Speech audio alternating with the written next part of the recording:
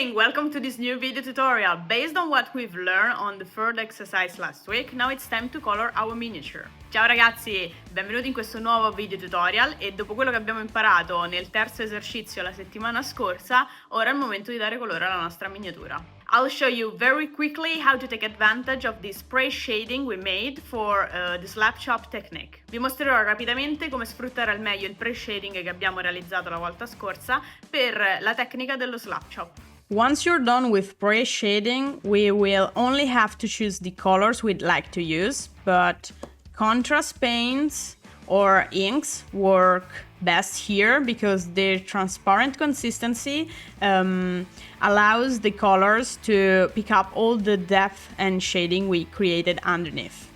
Allora ragazzi, una volta che abbiamo completato il pre-shading dobbiamo solo scegliere i colori che vogliamo usare. I contrast paint o gli inchiostri sono i migliori in questo caso perché la loro consistenza permette quindi al colore di sfruttare tutta la profondità e le sfumature che abbiamo creato sotto con il pre-shading.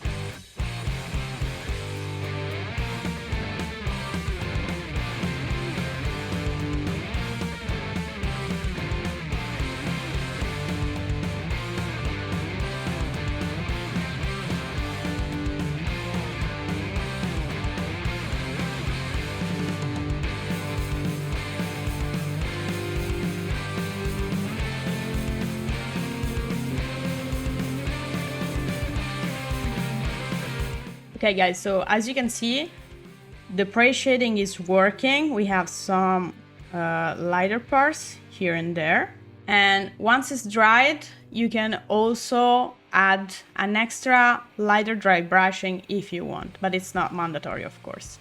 Allora ragazzi, come potete vedere il pre-shading che abbiamo fatto prima funziona perché abbiamo delle parti in cui abbiamo il colore un po' più chiaro, in altre un po' più scuro e a questo punto, se proprio vogliamo, possiamo, una volta che si è asciugato completamente, passare un leggero dry brushing con un colore più chiaro. Of course now we can refine everything with all the details.